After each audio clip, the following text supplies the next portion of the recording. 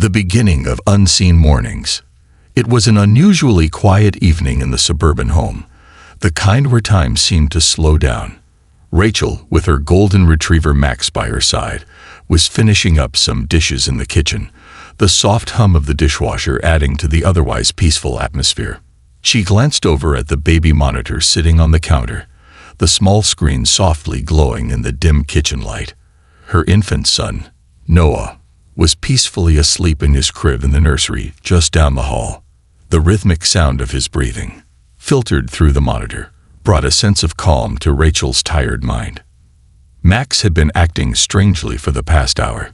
He'd been pacing back and forth, his eyes darting toward the hallway and the nursery door with a certain intensity Rachel couldn't quite place. She tried to reassure him earlier, telling him everything was fine. It wasn't unusual for Max to act a little protective around Noah, especially with him being so young. But tonight, something felt off. Rachel set down the dish she was drying and turned toward Max. His hackles were raised, his body stiff with tension. His usual playful demeanor had completely vanished. Instead, he stood frozen in place, his ears pinned back as he barked, not in the way he usually did when he was excited, but in a frantic, desperate manner. The sharp yelps echoed through the otherwise quiet room, causing Rachel's heart to race. "Max, stop it. What's wrong with you?" Rachel's voice wavered, a hint of panic creeping into her tone. She had never seen him behave like this before. This wasn't just playful barking or excitement over a new scent. There was fear in his voice, in his every movement. Max didn't stop. He continued barking at the baby monitor, as if it were some kind of threat. The sound was deafening in the quiet kitchen, and it made Rachel's pulse quicken. She felt a cold, creeping sensation in the pit of her stomach. Something about this felt unnatural, like a warning that she couldn't quite understand. "Max, it's okay," Rachel said, moving toward the monitor. She picked it up, lowering it to his level so he could sniff it, trying to calm him down. "See, it's just the monitor. It's fine, Max." But Max didn't stop barking. He only grew more agitated. His paws shifted on the floor, and his eyes darted toward the hallway, toward Noah's room. Rachel felt a chill run down her spine as she followed his gaze. The nursery door was just a few feet away, but nothing seemed out of place. The house was as quiet as it had been for the past hour. "Max, it's fine," she repeated, trying to steady her racing thoughts. But her voice trembled, betraying the anxiety she was trying so hard to suppress. She had heard the stories, the ones about dogs sensing things, earthquakes, sickness, even danger. But this was just a baby monitor, wasn't it? There was nothing there, right? Max whined softly, his tail tucked tightly between his legs. He seemed to be pleading with her, urging her to understand.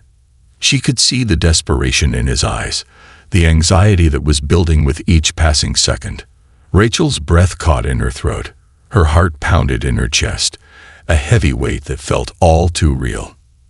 "No, Max," she whispered, her voice barely audible. "There's nothing there." But despite her words, Rachel couldn't shake the feeling that something was wrong.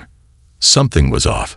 She turned to glance at the monitor once again, trying to reassure herself that everything was fine.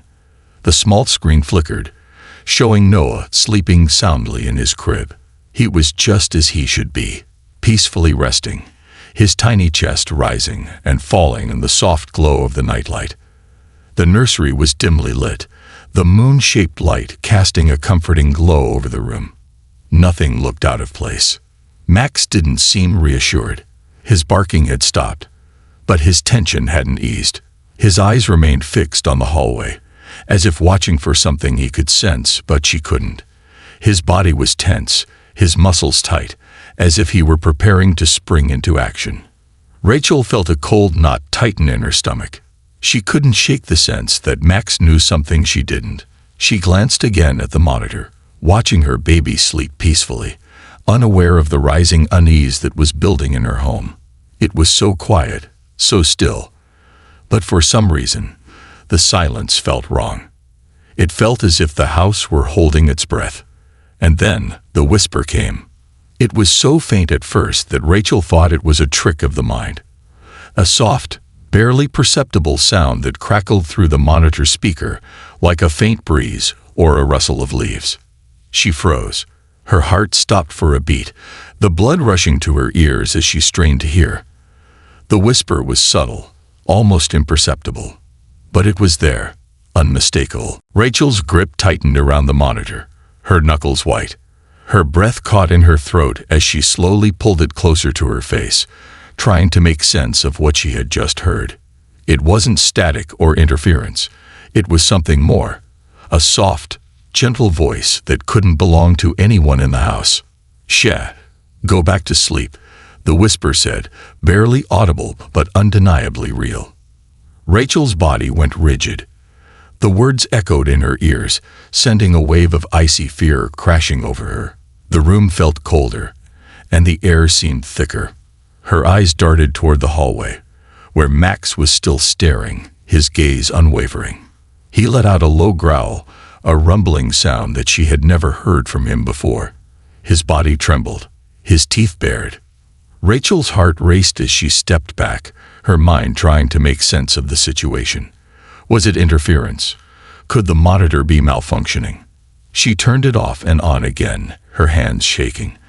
But no matter how many times she reset it, the same whisper returned.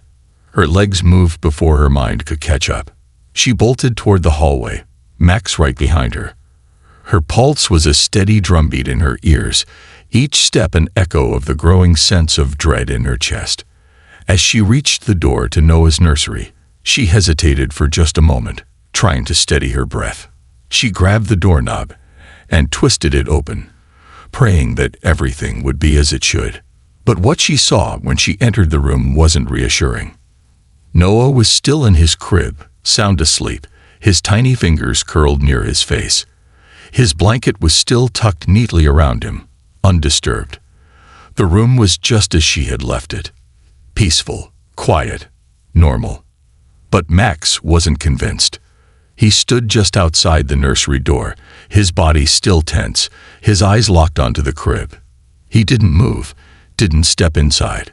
Rachel couldn't explain it, but she felt it, the feeling that something wasn't right. The room was too still, too quiet. And as she stood there, holding her breath, she realized that the whisper had stopped. But its presence lingered in the air, heavy and undeniable. Max whined softly, and Rachel stepped back, taking one last glance at Noah before she closed the door behind her, her heart still racing. The house was quiet again, but the unsettling feeling wouldn't leave. Not yet. Something wasn't right, and Rachel couldn't shake the feeling that she was being watched. The whisper in the dark. Rachel stood in the dimly lit hallway, her heart pounding in her chest, the cold air of uncertainty creeping up her spine. The door to Noah's nursery was shut tightly behind her, and yet something in the air felt off. Max, her loyal golden retriever, remained alert at her side, his body tense as if anticipating danger. His usually calm demeanor had been replaced with a heightened sense of vigilance, and Rachel could see that he was far from relaxed. She leaned against the wall, her hand still clutching the baby monitor, trying to gather her thoughts. She had checked the nursery. Noah was still safe in his crib, just as she had left him, undisturbed. So why had Max reacted so fiercely? Why had he been barking and growling at the baby monitor, as if something was lurking in the room, hidden from her eyes? The whisper from the monitor still echoed in her mind, a sound so soft, so eerie, that it felt like it had seeped under her skin, settling in her bones. It wasn't static. It wasn't a technical glitch. It was a voice, a gentle, calming voice, one that sounded almost soothing, but also wrong. It wasn't Rachel's voice. It wasn't Noah's. And the words, "Shh, go back to sleep," repeated over and over in her head like an insistent, haunting lullaby. Max gave a soft whine, looking up at her with those large brown eyes that were filled with a mix of concern and fear. Rachel's gaze shifted down to him. He wasn't just her dog. He was her protector, her constant companion, and his behavior tonight was unlike anything she had ever seen from him. There was something deeply unsettling about it, something that felt far beyond the typical instinct to guard his family. Okay, Max," she murmured, her voice barely above a whisper. "We need to figure this out." Rachel slowly made her way to the living room, the feeling of being watched intensifying with each step she took. The house, once a safe and familiar place, now felt foreign, like it was holding its breath, waiting for something to happen. Max followed closely behind her, his body still coiled with tension. She sat down on the couch, trying to calm her racing thoughts. Her mind kept replaying the whisper, the voice on the baby monitor. Could it have been interference? A random signal from a neighbor's baby monitor? Rachel tried to reason with herself, tried to convince herself that there was a rational explanation. But deep down, a nagging voice told her that it wasn't just a coincidence. There was something more to this, something she wasn't seeing. Max lay down on the floor at her feet, still on high alert, his eyes flicking toward the hallway every few seconds. Rachel's gaze wandered to the baby monitor in her hands. The screen was now silent, the soft static of the empty nursery filling the room. But she knew, deep down, that something wasn't right. The room felt heavier now, the silence more oppressive. Rachel reached for her phone, hands trembling slightly as she dialed her mother's number. She needed someone to talk to, someone who could provide her with the comfort of normalcy. Her mind was spiraling, and the more she tried to rationalize what had happened, the more unexplainable it all seemed. The phone rang twice before her mother, Diane, picked up. Rachel's voice came out strained, as if she hadn't quite gathered the words she needed to explain what was happening. "Mom, I need you to come over." "Now," Rachel said, her voice laced with urgency. There was a pause on the other end of the line, followed by Diane's groggy voice. "Rachel, what's going on? What's wrong?" Rachel took a deep breath, trying to steady her nerves. She didn't know how to explain what had happened. How could she tell her mother that the baby monitor had whispered to her, or that Max had been barking at something she couldn't see? It all sounded too irrational, too outlandish. But the fear in her chest told her otherwise. I don't know. Max has been acting strange, and I keep hearing things, whispers, on the baby monitor. It's freaking me out, Mom," Rachel admitted, her voice shaking. Her mother was silent for a moment, and Rachel could almost hear the concern settling in her voice. "I'm on my way, Rachel. Don't worry. I'll be there soon." Rachel hung up the phone and sank back against the couch, her mind racing. The feeling of unease didn't go away. It only intensified with each passing second. The house felt like it was watching her, the walls closing in. Max's presence at her feet was a small comfort, but she couldn't shake the feeling that something was wrong, deeply wrong. She glanced at the baby monitor again, the screen now blank, the soft static still humming in the background. But then, as if on cue, the nightlight in the nursery flickered. It was so brief, so subtle, that Rachel almost dismissed it as a malfunction. But something made her pause, her heart skipping a beat. Max let out a low whine, his body stiffening once more. His gaze, once again, was fixed on the hallway leading to Noah's room. His ears were flat against his head, his tail tucked between his legs. Rachel's breath hitched in her chest. She had to make sure Noah was okay. She had to check the nursery again. "Max, stay with me," she whispered, trying to calm herself before standing up. Max's eyes never left the hallway, his body frozen in place. She took one last glance at the baby monitor, the screen still showing static. There was no sound now, no whisper, no voice to explain the unease that had settled over her. As Rachel reached the hallway, the darkness seemed to stretch before her, deeper, thicker than it had been before. Her footsteps felt heavier, as if the house itself was resisting her movement. The temperature in the hallway had dropped. She felt it on her skin, the coolness creeping into her bones. Rachel's hand shook as she reached for the doorknob to the nursery. The moment her fingers made contact with the cold metal, Max let out a soft growl from behind her, a warning sound that sent a chill through her body. She hesitated for a moment, then pushed the door open. The nursery was just as she had left it. Noah was still sleeping peacefully in his crib, the soft glow of the nightlight casting a warm golden hue over his tiny form. The room was quiet, peaceful, and Rachel allowed herself to breathe a sigh of relief. Maybe she had been overthinking it. Maybe it was just a combination of exhaustion and the odd behavior of her dog. But then, as she stepped further into the room, something changed. The air felt heavier, thick with something she couldn't name. It was as if the room itself was holding its breath, waiting for something. Rachel's heart began to race again. She felt it, deep in her gut, a sensation she couldn't ignore. Something was wrong, something she couldn't see. Max, still standing in the doorway, refused to step inside. His eyes remained fixed on the crib, his gaze unblinking. He whined softly, a low, mournful sound that chilled Rachel to her core. Her fingers brushed over the fabric of Noah's blanket, as if trying to reassure herself that everything was fine. But as she touched it, she felt something. A coldness, unnatural and chilling, like the room was holding something back. Rachel recoiled, her breath catching in her throat. And then, as if to confirm her fears, the nightlight flickered again. Rachel froze, her hand still on the crib. The whisper returned, a soft, almost soothing voice that sent a shiver down her spine. "Shh, go back to sleep." Max's body stiffened at the doorway, and Rachel's pulse surged. This wasn't just a glitch. It wasn't just the baby monitor picking up interference. This was something else, something she wasn't ready to face.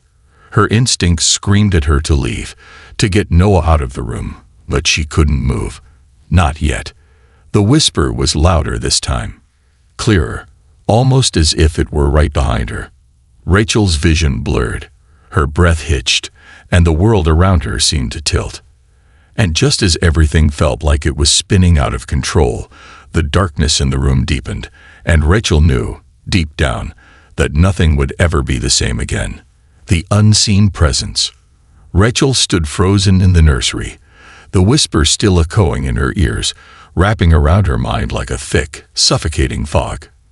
Max, the golden retriever who had always been her steady companion, was now trembling at the door, refusing to step into the room. His eyes were wide with fear, darting nervously between her and the crib, his body rigid with tension. The room felt impossibly cold, colder than it should have been for a spring night. Rachel's breath fogged in the air, the chill creeping into her bones despite the warmth of her pajamas. She had always found comfort in this room, Noah's nursery, with its soft colors, the moon-shaped nightlight casting a gentle glow, and the faint lullaby of the baby monitor. It had always been a sanctuary, a place of peace. But now, everything felt wrong. Max whined softly, his growl just barely audible, his gaze fixed on something she couldn't see. It was as if the room had come alive with a silent presence, an oppressive weight in the air that she couldn't explain. Rachel's heartbeat echoed loudly in her ears as her fingers brushed over the fabric of Noah's blanket. The whisper came again, clearer now, and it seemed to surround her, pressing against her chest. "Shh, go back to sleep," it murmured, a voice so soft, so calm, that it felt almost comforting. But the unease that flooded Rachel's veins told her that this was no comforting sound. It was an intrusion, something not meant to be in her home. Rachel's grip tightened on the crib, but she couldn't pull her hand away. Her body refused to move, as if it were rooted to the spot by some unseen force. She turned slowly to look at Max, who still wouldn't move. His tail was tightly tucked between his legs now, and his eyes were wide, searching the corners of the room, looking for the source of the unease. Max had always been a calm dog, the one who lay by the door while Noah slept, keeping watch. But now, there was a fear in him that Rachel had never seen before. It made her blood run cold. She had to act. She couldn't stay here, not with that voice still lingering in her ears, with Max looking so terrified, and with the air around her so thick, it felt suffocating. The whispering voice, its words so gentle, so deceptively soothing, had no place in this room. It was something otherworldly, something Rachel couldn't understand, but she could feel it. Max let out another low growl, his hackles raised, and suddenly, the air felt even heavier. A shiver ran down Rachel's spine. Then, in a split second, Max's bark shattered the silence, loud and sudden. He dashed forward, his body practically lunging into the room, his paws skidding on the wooden floor. Rachel snapped out of her trance, her heart in her throat, as she watched him race toward Noah's crib. "No!" she screamed, leaping forward. But before she could reach Max, he was already there, his nose sniffing frantically at the edge of the crib, his eyes scanning the air above the crib, as though searching for something unseen. His barking was frantic now, desperate, and Rachel felt her breath catch in her throat. She looked down at Noah, who remained blissfully asleep, unaware of the chaos unfolding around him. He was fine, but Max was not. Rachel grabbed the dog by the collar and pulled him away from the crib. He struggled in her grasp, whining as though trying to warn her. His body quivered with fear, and for the first time, Rachel found herself questioning everything she thought she knew about her home, about her baby, and about what was happening around her. The whisper came again, louder this time. "Shh, go back to sleep," it repeated, and this time, it was unmistakably closer. Rachel turned her head sharply, her eyes scanning the nursery, but there was no one there. Nothing had changed. The crib, the nightlight, the baby monitor, all remained the same. But the voice, it was coming from the monitor, from the very thing that had once been a simple tool for keeping an eye on Noah. Her hand trembled as she reached for the baby monitor, her fingers brushing the screen. The static on the monitor flickered briefly before a shadow appeared on the screen, not of Noah, but of something else. The figure was just outside the crib, near the foot of the bed, barely visible in the night vision. It wasn't a shape she recognized. It was too faint, too indistinct to make out clearly, but it was there. It moved slowly, like a wisp of smoke, almost imperceptible, but it was undeniable. Rachel's stomach turned in a way she couldn't explain, and the air grew even colder. Max barked again, louder this time, his panic increasing, but Rachel was frozen in place, her hand still hovering over the monitor. She couldn't look away. There was something there, something beyond the visible. "Max!" Rachel snapped, her voice sharp with urgency. "We need to go." But Max, despite his fear, stood his ground, continuing to bark at the monitor, at whatever invisible force was in the room. His body was trembling, as though the very air around them was charged with a force he couldn't understand. Rachel stepped back, trying to shake off the sensation of cold that had wrapped itself around her heart. She had to get Noah out of here. She had to protect him. She reached for her baby, carefully lifting him from the crib, cradling him in her arms. His small form felt so fragile against her chest, but she couldn't think of anything other than getting him away from whatever was in that room.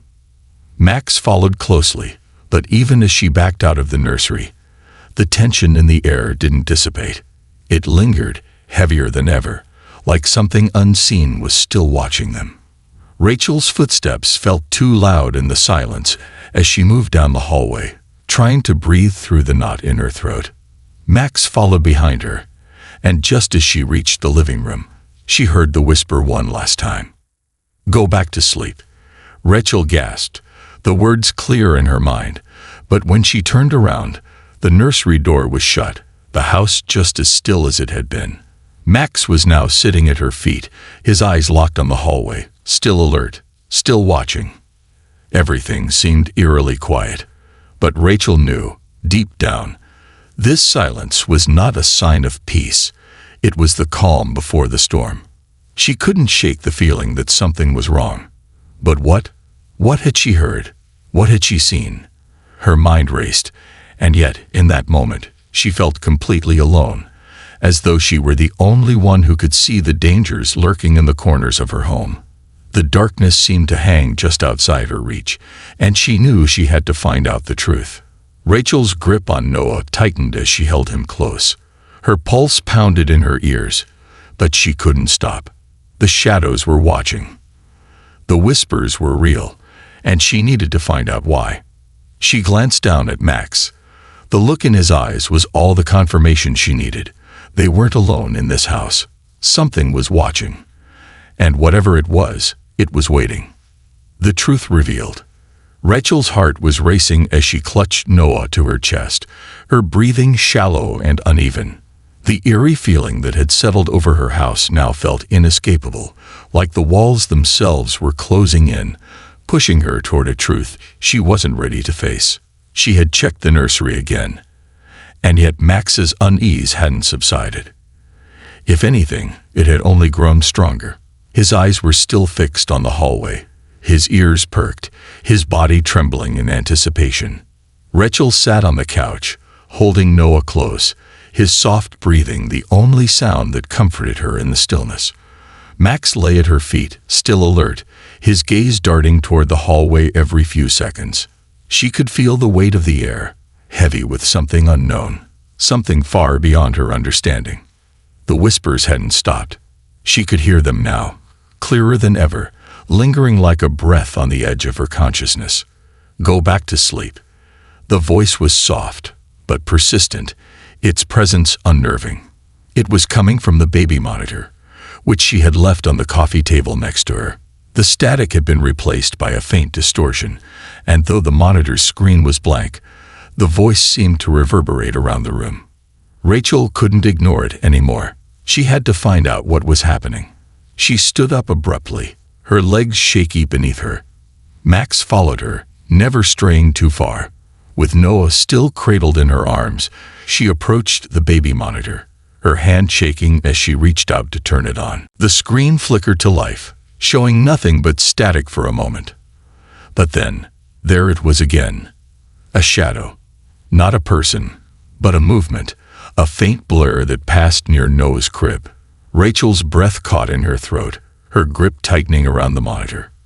Her heart pounded in her chest as she leaned in closer, her eyes straining to see. The whisper returned, this time unmistakable, clear as day. "Shh. Go back to sleep." Rachel's pulse quickened, and she spun around, her eyes searching the room, her mind whirling. This wasn't just a malfunction. This wasn't some technical glitch. Something was in that room, something that couldn't be seen but could be felt. She could feel it now, that coldness in the air, that strange energy swirling around her. The house seemed to be holding its breath, waiting for something to happen. In that moment, everything changed. The floor creaked behind her, a sound so slight, so subtle that it could have easily been ignored. But Rachel's instincts kicked in. She turned around, the breath catching in her throat as she found herself face to face with her mother, Diane. "I thought you might need me," Diane said quietly, her voice calm, but her expression filled with concern. Rachel's chest tightened, and she lowered Noah from her arms, standing in disbelief. "Mom, how did you get in?" she asked, her voice shaking. Diane gave her a reassuring smile, but it didn't reach her eyes. "I've been here for a while, Rachel. I knew you were scared. I was waiting for you to ask for help." Rachel's mind was spinning. She hadn't heard the door open. She hadn't seen her mother walk in. How had she gotten in? Why hadn't she noticed? Max, still on edge, continued to growl softly from her feet, as if something wasn't right, as if he too knew the truth. Diane stepped forward, and for the first time, Rachel saw a subtle change in her mother's demeanor, a shift in her posture, a quiet resolve that hadn't been there before. It was almost as if Diane had been waiting for this moment. "Rachel, there's something you need to understand," Diane said softly, her voice barely above a whisper. "This isn't the first time this has happened." Rachel's heart skipped a beat. "What do you mean? What are you talking about?" Diane took a deep breath, her eyes darkening with a hint of something Rachel had never seen before. "It's not just the monitor. It's not just Max. You've felt it, haven't you? That presence? It's been with this house for years. Rachel's world seemed to shift beneath her feet. What do you mean? What do you know, Mom? Diane's eyes softened, and for the first time in years, Rachel saw the vulnerability in her mother's gaze. There's a reason we moved here, Rachel. There's a reason we left that house we used to live in. The energy in this place, it's not right. I thought you might be able to handle it, but now I can see that you've inherited the gift. The gift to feel it, to sense it. Rachel's mind raced. Inherited? What are you talking about? Why didn't you tell me about this? Why didn't you warn me? Diane sighed deeply, her hand shaking slightly as she reached for Rachel's arm. Because I didn't want you to fear it. I didn't want you to live with this burden. But now, I see that you're beginning to understand. That voice, the shadow you see on the monitor, that's not just static. It's a spirit, a presence from the past. It's tied to this house, and it's been waiting for someone to confront it. Max's growl deepened, and Rachel's eyes darted nervously around the room. She could feel the tension building, the air growing colder. Diane's voice dropped lower, as if she were speaking to a long-forgotten memory. The presence is tied to your family, Rachel. It's been here for generations, waiting for someone to find the courage to face it. And now, that someone is you. Rachel's stomach churned. What are you saying? What do you want me to do? Diane's gaze hardened with resolve. You need to embrace it. You need to understand the power you have. You've felt it before, the ability to sense things others can't. It's time for you to use that gift, to put the past to rest. The room seemed to pulse with energy as Diane spoke, and Rachel felt her body tense with a strange mixture of fear and curiosity. The whispering voice, the presence that had been lingering just out of reach, it was all connected. And now Rachel had to decide. Would she confront it, or would she let it consume her? Suddenly, the monitor flickered again, the screen showing a dark shadow standing beside Noah's crib, its outline becoming clearer. This time, Rachel didn't run. She didn't turn away. She stepped forward, her heart pounding in her chest. Max barked loudly, his body shaking, but Rachel held her ground. With one last, deep breath, she reached out toward the monitor, and for the first time, saw what was truly there. Not a shadow, but a figure, a woman, faint but unmistakable, standing protectively over Noah's crib. Rachel's eyes widened in realization. The spirit wasn't here to harm them. It was here to protect Noah, to guide her. The whispers, the fear, it was all part of the process. The presence wasn't malevolent. It was a guardian. A calm washed over Rachel as the presence faded from the monitor. The room grew warmer, the tension lifting from the air. Diane stood beside her, her eyes filled with quiet pride. Rachel exhaled slowly, feeling the weight of the unknown lift from her shoulders. She wasn't alone. She had always been watched over, and now she understood. The house, the spirit, the whispers, they were all part of a legacy, a connection that she had finally come to accept. Max lay down at her feet, no longer trembling, and for the first time in hours, Rachel felt peace. The voice on the monitor had stopped, and the house was still once more. She had faced her fear, and in doing so, she had uncovered the truth that some things, some forces, are not meant to be feared, but embraced. And with that, Rachel finally knew the truth. She was never truly alone. This concludes the story. Thank you for watching until the end. I hope you found it enjoyable. If you did, please consider liking the video and sharing it with your friends. Don't forget to subscribe to our channel and activate the notification bell for more captivating stories. Have a great day.